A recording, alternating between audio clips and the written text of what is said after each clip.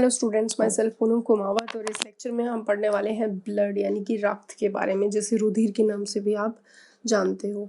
तो बच्चों हम देख रहे हैं एक डायग्राम जिसके अंदर हमें क्या दिख रही है, रुधिर वाहिनी। ठीक है, ये क्या है, रुधिर वाहिनी। और रुधिर वाहिनी के अंदर क्या प्रवाहित होता है, रुधिर यानी कि रक्त। रक्त जो है बेसिकली रक्त एक क्या है, एक तरल संयोजी ऊतक है। क्या है, तरल संयोजी ऊतक है। ठीक है, जो कि मानव व अन्य पशुओं के अंदर पाया जाता है। वहाँ पे क्या कार्य करता है वो अलग बात है, बट हम पहले देखेंगे कि ये जो तरल संयोजी ऊतक है इसके कितने भाग होते हैं। तो इसका दो भाग में ये विभक्त होता है। एक इसका तरल भाग होता है, ठीक है, और एक इसका होता है ठोस भाग। ठीक है, जो तरल भाग होता है या द्रव्य, तरल भी बोल सकते हो या फिर आप बोल सकते हो द्रव्य भाग, इसको हम किस नाम से जानते हैं, इसको हम रुधिर या रक्त प्लाज्मा के नाम से जानते हैं। तो यहाँ पे अगर आप देखोगे ये है रक्त प्लाज्मा। ठीक है, तो ये जो भाग है वो कौन सा भाग है, तरल भाग है। और तरल भाग लगभग 55% पार्ट बनाता है ब्लड का। वहीं अगर हम ठोस भाग की बात करें तो ठोस भाग बना होता है रुधिर कोशिकाओं का। ठीक है, ये किसका बना होता है, रुधिर कोशिकाओं का। ठीक है, और रुधिर कोशिकाएं कितने प्रकार की होती है, 3 प्रकार की है हमारे पास। एक होती है रेड ब्लड सेल आरबीसी, एक होती है वाइट ब्लड सेल डब्ल्यूबीसी, और तीसरी जो है सत्य रूप से तो सेल नहीं होती है, ये पूर्ण रूप से कोशिका नहीं होती है, ये कोशिका का खंड होता है जिसको हम प्लेटलेट्स या बिंबाणु के नाम से हम जानते हैं। बिंबाणु या फिर हम ऑफिशियली इसको बोलते हैं प्लेटलेट्स। ठीक है, तो ये तीनों हम इस डायग्राम में देखें तो कैसे देखने को मिलेंगे। देखो ये है हमारे पास WBC, तो ये जो दिख रही है ये हमारे पास क्या है, WBC है। ठीक है, और वहीं ये है RBC रेड ब्लड सेल, ये क्या है RBC रेड ब्लड सेल। ठीक है, और वहीं हमें तीसरा जो स्ट्रक्चर देखने को मिल रहा है ये होती है प्लेटलेट्स। तो इस डायग्राम में आप बहुत क्लियरली समझ पा रहे होंगे कि एक तरल द्रव्य भाग के अंदर ये तीनों ठोस भाग पाए जाते हैं, और ये तीनों ठोस भाग से 45% पार्ट ब्लड का बना होता है। ठीक है, अब हम देखते हैं कि जो ब्लड है ना, इसका जो है मेन pH कितनी होती है। तो ब्लड की जो pH है वो करीबन 7.4 होता है। ठीक है, यानी कि हल्का क्षारीय भाग है या तरल है। ठीक है, और जो रुधिर होता है वो करता क्या है, ये जो है मानव व अन्य पशुओं के अंदर जो पोषक तत्व भोजन से मिले हैं, श्वसन से जो ऑक्सीजन मिली है, ठीक है, और कोशिकाओं में उपापचयी क्रियाओं के दौरान उत्पन्न होने वाले मेटाबॉलिक वेस्ट है। ठीक है, उपापचयी अपशिष्ट, कोशिकाओं में जो क्रियाएं होती रहती है उनसे उत्पन्न होने वाले अपशिष्ट और कार्बन डाइऑक्साइड आदि चीज़ों का ये क्या करता है, परिवहन करता है। ठीक है, रक्त का रंग क्या होता है, तो हमें पता है रक्त जो है उसका रंग जो है वो लाल रंग का होता है। ठीक है, और लाल रंग का होता है हीमोग्लोबिन की वजह से। और रक्त का निर्माण की बात करें कि रक्त का निर्माण कहाँ होता है, हमें इस क्वेश्चन का ही आंसर सबसे इम्पोर्टेंट पता होना चाहिए। रक्त का निर्माण जो हमारी अस्थियां होती है ना, अस्थियों के अंदर, ये मान लो हमारी क्या है, अस्थि। ठीक है, ये हमारी क्या है, बोन। बोन के अंदर यहाँ पे क्या होता है, बोन मैरो, यहाँ होता है बोन मैरो, यानी कि रेड बोन मैरो, जिसको आप लाल अस्थि मज्जा बोलते हैं। ये जो लाल अस्थि मज्जा है यही किसका निर्माण करता है, ये निर्माण करता है रुधिर का यानी कि ब्लड का, ठीक है। लेकिन भ्रूणावस्था के अंदर निर्माण की बात करें किसके अंदर, भ्रूणावस्था में, भ्रूणावस्था के अंदर जो है रक्त का निर्माण यानी कि नवजात शिशु या भ्रूणावस्था की बात कर रहे हैं, या हम कह सकते हैं नवजात शिशु के अंदर जो रक्त का निर्माण है वो स्प्लीन यानी कि प्लीहा के अंदर होता है। ये भी हमारे शरीर में अग्नाशय के पास पाया जाने वाला एक छोटा सा अंग होता है। अब हम देखते हैं कि रुधिर बनता कितना है। तो हमारे बॉडी के अंदर एक सामान्य व्यक्ति में लगभग 5 लीटर रुधिर पाया जाता है, ठीक है। और रुधिर के हमने देख ही लिए हैं 2 भाग होते हैं, और सबसे पहला भाग अगर हम पढ़ें तो वो कौन सा पार्ट था, तरल भाग, जिसको हम किस नाम से जानते हैं, प्लाज्मा के नाम से जानते हैं, ठीक है। हमें पता है प्लाज्मा रुधिर का कितना प्रतिशत बनाता है, 55%, यानी कि भाग जो है रक्त प्लाज्मा का 55% भाग बनाता है, ठीक है। अब इस प्लाज्मा के अंदर यानी कि 55% के अंदर कितना कितना परसेंटेज होता है, तो प्लाज्मा जो है मुख्यतः बना होता है, इसके अंदर 92% तो क्या होता है, जल, व 8% इसके अंदर क्या पाए जाते हैं, कार्बनिक व अकार्बनिक पदार्थ पाए जाते हैं, ठीक है। तो ये जो प्लाज्मा है ये बहुत ही इम्पॉर्टेंट कार्य करते हैं, क्योंकि प्लाज्मा के अंदर बहुत सारी क्या क्या चीज़ें पाई जाती हैं, जल पाया जाता है, कार्बनिक अकार्बनिक पदार्थ पाए जाते हैं। इसके अलावा यहाँ पे प्लाज्मा प्रोटीन भी पाए जाते हैं, ठीक है, और उपस्थित होते हैं। वहीं जो प्लाज्मा है, इस प्लाज्मा के अंदर ही जितने भी पोषक तत्व है, ठीक है, कार्बन डाइऑक्साइड का मुख्यतः परिवहन किसके द्वारा होता है, मुख्यतः प्लाज्मा के द्वारा होते हैं। जितने ही भी अपशिष्ट पदार्थ कोशिकाओं से निकले होते हैं वो प्लाज्मा में पाए जाते हैं। हार्मोन जो हैं वो प्लाज्मा में पाए जाते हैं, ठीक है, और जितने भी मिनरल्स होते हैं ये सारे प्लाज्मा में पाए जाते हैं, ठीक है। तो प्लाज्मा जो है मुख्यतः इन चीज़ों से मिलके बना होता है, और ये बहुत इंपॉर्टेंट रोल प्ले करता है, क्योंकि इसी के अंदर ही रुधिर की तीनों कोशिकाएं पाई जाती हैं। और अब हम देखते हैं रुधिर कोशिकाओं के बारे में। ब्लड सेल्स, कोशिकाओं के बारे में अगर हम बात करें तो हम जानते हैं रुधिर कोशिकाओं को डायग्राम से देखें पहले, तो इस डायग्राम में आप ब्लड सेल्स देख सकते हो कि ये क्या है, रुधिर वाहिनी। ये भी 3 तरह की होती है, धमनी, शिरा और केशिका, हम उनके बारे में भी पढ़ेंगे। लेकिन रुधिर वाहिनी में क्या पाया जाता है, रुधिर का तरल भाग प्लाज्मा हम पढ़ चुके हैं। प्लाज्मा के अलावा क्या पाया जाता है, प्लाज्मा के अंदर WBC पाई जाती है, जो कि आगे हम 5 तरीके की पढ़ेंगे, बेसोफिल, न्यूट्रोफिल, इओसिनोफिल, मोनोसाइट और लिम्फोसाइट्स, ठीक है। इसके अलावा प्लेटलेट्स, ठीक है, प्लेटलेट्स को हम थ्रोम्बोसाइट के नाम से भी जानते हैं, बिंबाणु, और RBC जिसको हम एरिथ्रोसाइट्स के, आपको ये नाम याद रहने बहुत ज़रूरी होते हैं, ठीक है, और ये होते हैं लिम्फोसाइट्स, ठीक है। तो आपको ये नाम याद ही रखने पड़ेंगे। थ्रोम्बोसाइट प्लेटलेट्स को बोला जाता है, एरिथ्रोसाइट RBC को बोला जाता है। तो इस तरीके से ये 3 प्रकार की, ये दोनों तो सत्य कोशिकाएं हैं, लेकिन ये कोशिका सत्य नहीं होती, कोशिका का एक खंड होता है प्लेटलेट्स। तो मुख्यतः 2 ही पूर्ण रूप से कोशिका पाई जाती है, RBC और WBC, ठीक है। तो हम सबसे पहले यहाँ पे स्टार्ट करने वाले हैं किसके बारे में, RBC के बारे में।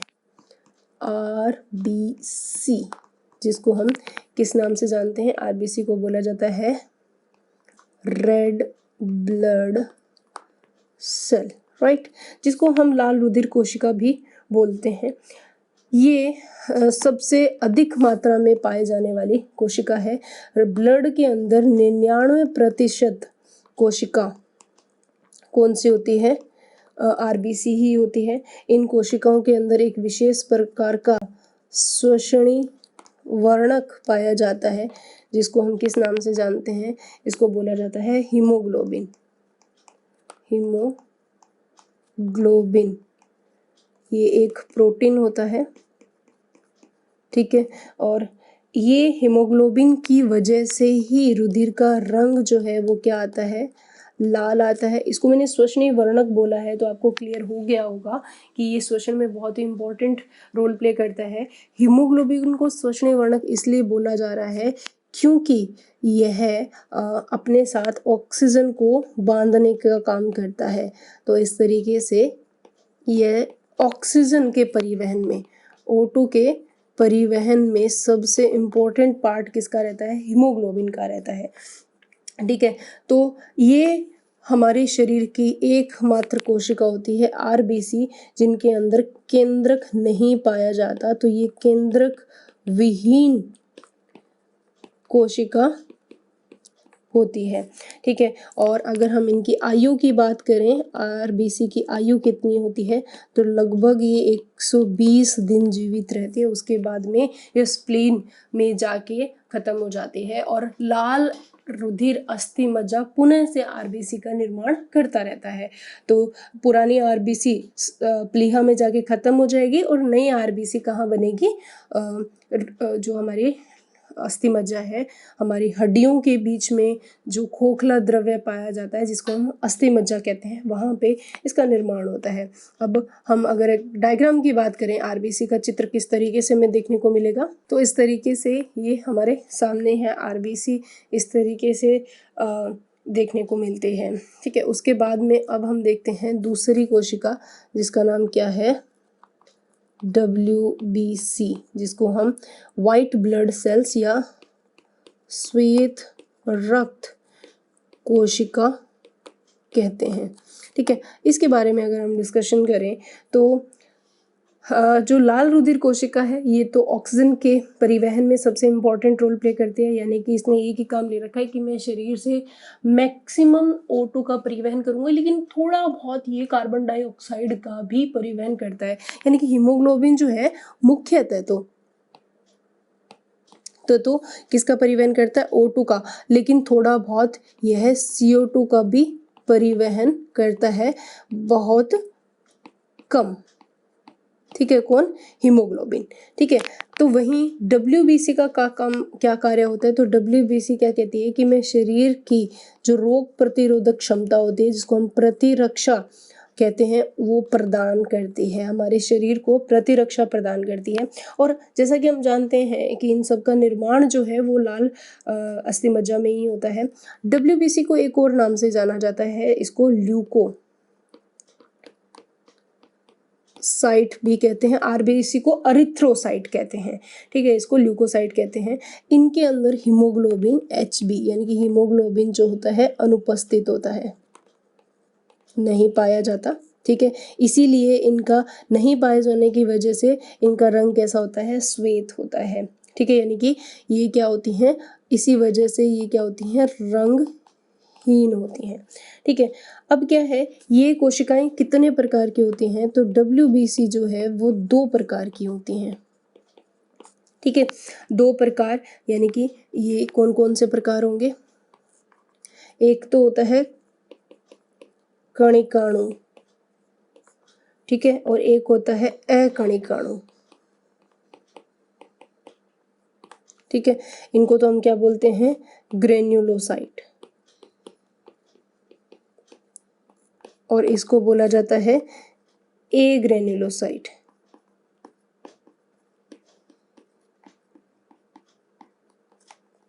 ठीक है। तो अब कणिकाणु की बात करें तो कणिकाणु जो है ये 3 प्रकार की होंगी।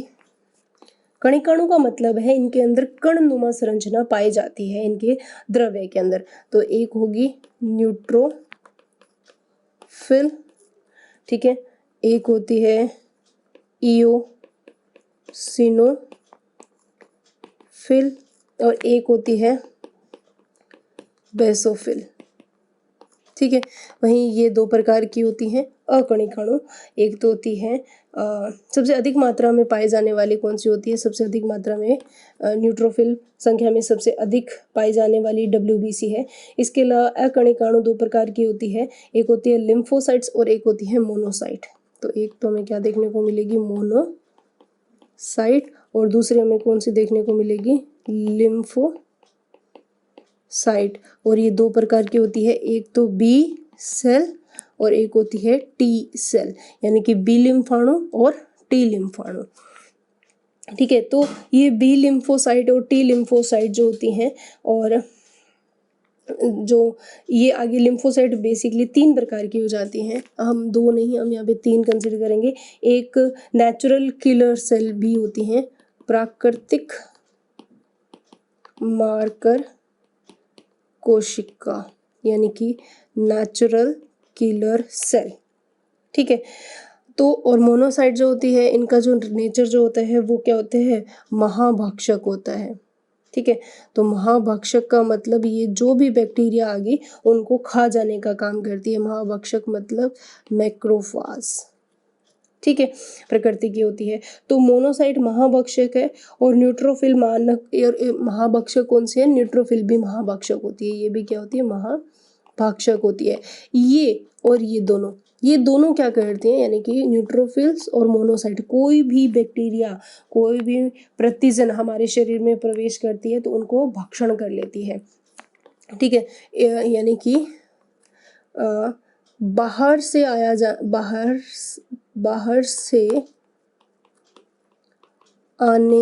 वाला कोई भी पदार्थ, चाहे वो जीवित हो चाहे वो अजीवित हो, उसको हम क्या बोलते हैं, प्रतिजन।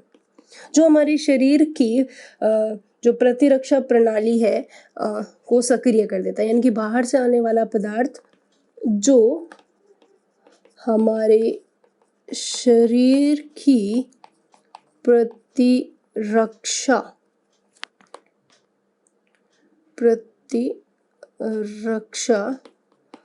प्रणाली को सक्रिय कर देता है, उसे हम क्या कहते हैं, प्रतिजन के नाम से जाना जाता है। तो जैसे ही ये प्रतिजन कुछ भी हो सकता है, बैक्टीरिया, वायरस, धूल का कण, क्योंकि छींकें आने लग जाती है तो एलर्जिक रिएक्शन भी हमारा इन्हीं WBC की वजह से होता है। तो इनका जो है भक्षण कौन करता है, इनका भक्षण करने के लिए दो तरह की कोशिकाएं होती हैं। एक तो कौन सी है, न्यूट्रोफिल्स। ठीक है, और दूसरी कौन सी रहती है, दूसरी हमारे पास कौन सी होती है, मोनोसाइट।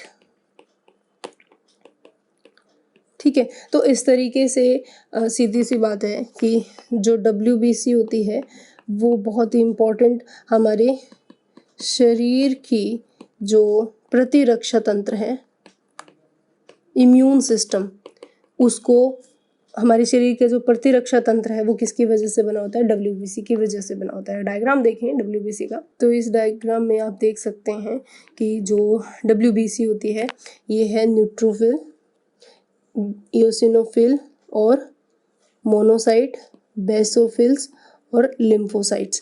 तो बेसिकली ये दोनों तो हमारे पास कौन सी होगी, ए ग्रेनुलोसाइट्स, और ये हमारे पास कौन सी होगी, ग्रेनुलोसाइट। तो इस तरीके से 5 प्रकार की, और ये हो गया हमारे पास बी, और ये टी लिम्फोसाइट्स हमें देखने को मिलती है। अब हम यहाँ पे देखते हैं तीसरे प्रकार की संरचना जो क्या कहलाती है, बिंबाणु, जिनको हम क्या बोलते हैं, प्लेटलेट्स। ठीक है, प्लेटलेट्स का क्या कार्य होता है बच्चों हमारे शरीर में, इनको हम एक और नाम से भी जानते हैं, मैंने पहले भी बता दिया था, इनको थ्रोम्बोसाइट बोला जाता है। ठीक है, यह रक्त में लगभग, इनकी अगर हम संख्या की बात करें, रुधिर में लगभग 3 लाख के पास होती है, 3 लाख प्रति घन मिलीमीटर। ठीक है, बिंबाणु का अगर जीवन काल की बात करें तो लगभग 10 दिवस का रहता है। ठीक है, इनका कार्य सबसे इम्पोर्टेंट चीज़ है कि ये क्या कार्य करती हैं, तो यह रक्त का थक्का बनाती है, रक्त का थक्का। ठीक है, तो जमाने में मदद करती है, इनकी चोट लगने पर क्या करती है, ये है रुधिर का थक्का बनाती है। अगर चोट लग गई है तो बहुत ज़्यादा अधिक मात्रा में रुधिर जो है शरीर के बाहर निकलेगा, उसको रोकने के लिए रुधिर का थक्का बन जाता है। और ये भी क्या होती है, केंद्रक विहीन होती हैं। ठीक है, ये है किस तरह से देखने को मिलती है, तो इस डायग्राम में आप देख सकते हो ये जो प्लेटलेट्स हैं ये वाली, ये निष्क्रिय है और ये है सक्रिय। ये पहले इस अवस्था में रहती है, लेकिन जैसे ही चोट लगती है, चोट लगते ही इस रूप में आ जाती है और फिर क्या कर देती है, रक्त का थक्का बनाती है, जिससे घाव बढ़ जाता है और रुधिर बाहर नहीं निकलता है। अब हम देखते हैं कि ओवरऑल हमने तीनों सारी चीज़ें पढ़ ली। अब हमें अगर पूछा जाए कि बताओ कि फंक्शन क्या है रुधिर के, फंक्शंस ऑफ ब्लड का फंक्शन क्या है, तो देखो ब्लड बहुत ही महत्वपूर्ण इम्पॉर्टेंट क्या है, ऊतक है, सबसे महत्वपूर्ण ऊतक है जो कई सारे कार्य करता है। तो पहला तो हम देखेंगे गैसों का विनिमय, हमने देखा कि करता है। इसके अलावा जितने भी पोषक तत्व है विनिमय भी करता है और उसका परिवहन भी करता है। ठीक है, और पोषक तत्वों का परिवहन, ठीक है, कोशिकाओं से निकलने वाले अपशिष्ट पदार्थों जैसे यूरिया, यूरिक एसिड इत्यादि का परिवहन करता है। ठीक है, शरीर के पीएच का नियंत्रण करता है। ठीक है, और फिफ्थ अगर हम देखें तो शरीर की प्रतिरक्षा प्रणाली बनाता है WBC की सहायता से। शरीर में जो हार्मोन होते हैं, हार्मोन को आवश्यकता अनुसार, हार्मोन की आवश्यकता अनुसार उसका क्या करता है, परिवहन करता है। ठीक है, और इस तरीके से ये हमारे शरीर में। और अच्छा, अगर हम देखें तो चोट लगने पर रुधिर को बहने से बचाता है, रुधिर का थक्का बनाता है। तो इत्यादि इस तरीके के कार्य जो है ब्लड के द्वारा किए जाते हैं। अब हम देखते हैं रक्त के प्रकार। ठीक है, ब्लड के प्रकार अगर हम देखें तो हमें पता है कि जो रक्त है इसके अंदर एक RBC पाई जाती है। ठीक है, RBC के सतह पर, RBC की सतह पर विशेष प्रकार के क्या पाए जाते हैं, प्रतिजन। प्रतिजन क्या होता है, विशेष प्रकार का प्रोटीन। ठीक है, और ये जो प्रतिजन है ये दो प्रकार के होते हैं, A और B। ठीक है, तो इन प्रतिजन की उपस्थिति और अनुपस्थिति के आधार पे, यानी कि प्रतिजन की उपस्थिति व अनुपस्थिति के आधार पर जो रुधिर है वो हम 4 प्रकार में विभक्त कर देंगे। कौन कौन से, A, B, AB और O। कैसे, इसको हम एज ए डायग्रामेटिक हम समझते हैं। तो इस डायग्राम में हम देखेंगे कि रुधिर के प्रकार।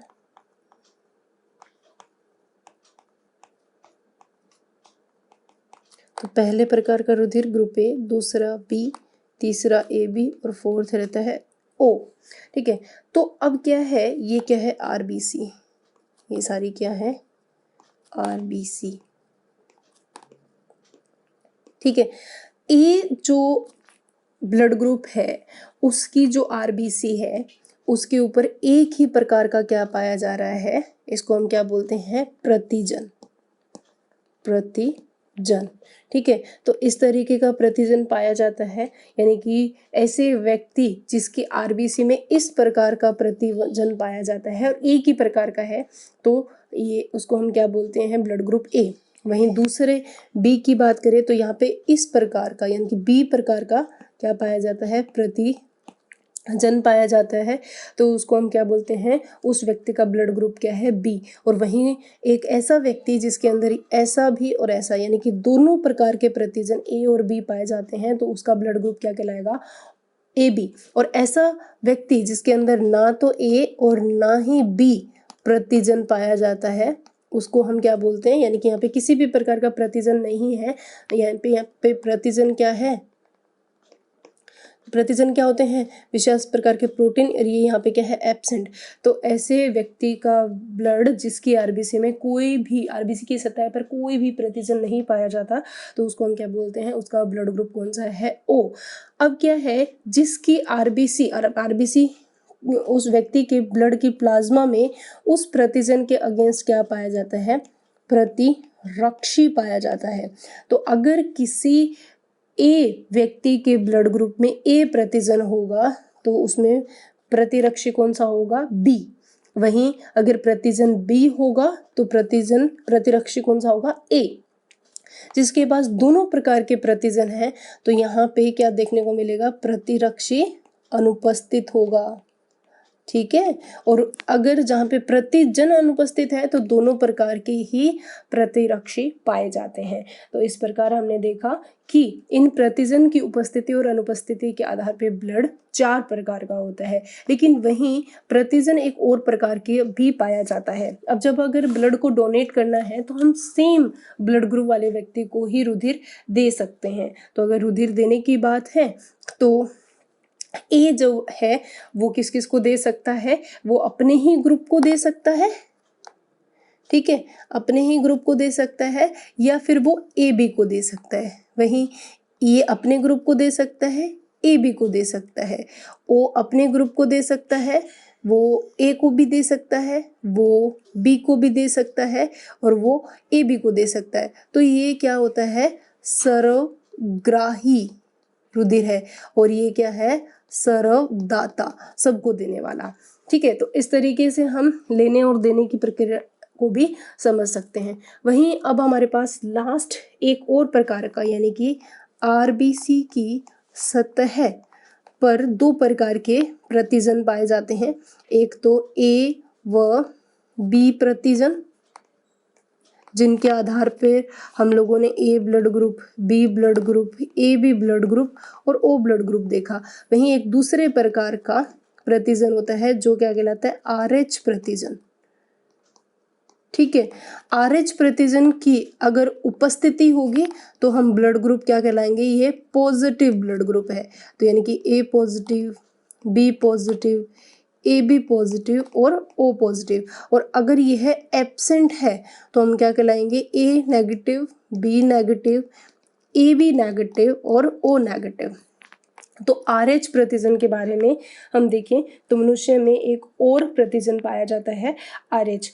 विश्व के अंदर करीब 80% जो व्यक्ति है उनके अंदर आरएच पॉजिटिव पाया जाता है। यानी कि विश्व के अंदर अगर 80% कौन सा, आरएच पॉजिटिव पाया जाता है, ठीक है। तो अब हम देखें डायग्रामेटिक, तो ये प्रतिजन कैसे देखने को आएगा। तो बच्चों इस डायग्राम में आप क्लियरली सारे ए बी और आर एच दोनों तरह के देख सकते हो। देखो ब्लड ग्रुप ए में सिर्फ एक ही प्रकार का एंटीजन होगा, प्रतिजन होगा। ब्लड ग्रुप बी में एक ही बी प्रकार का प्रतिजन होगा। ए बी के अंदर आप देखो दोनों प्रकार के प्रतिजन होता है, और ब्लड ग्रुप ओ में कोई भी प्रकार का प्रतिजन नहीं होता। वहीं हम देखें आर एच की बात, तो आर एच एक और प्रकार का क्या है, प्रतिजन है। अगर उसकी उपस्थिति होगी तो उसको हम पॉजिटिव ब्लड ग्रुप बोलते हैं, और अगर अनुपस्थिति होगी तो उसको नेगेटिव ब्लड ग्रुप के नाम से जानते हैं। तो इस तरीके से हम लोगों ने क्या देखा, टाइप्स ऑफ ब्लड, ठीक है। तो रक्त के प्रकार का अध्ययन किया। तो इस लेक्चर में इतना ही। नेक्स्ट लेक्चर में हम देखेंगे हमारा जो शरीर है वो बना होता है, शरीर में अलग तरह के तंत्र पाए जाते हैं। हमने जो पाचन तंत्र पढ़ लिया, श्वसन तंत्र पढ़ लिया, और आज हम लोगों ने स्टार्ट किया था हमारे शरीर का परिसंचरण तंत्र। और इस परिसंचरण तंत्र में सबसे पहले हम लोगों ने जो डिस्कशन किया है about the blood. Next lecture में हम देखेंगे हृदय और रुधिर वाहिनियों में रुधिर वाहिनियों को। तब तक के लिए stay happy, keep studying, thank you.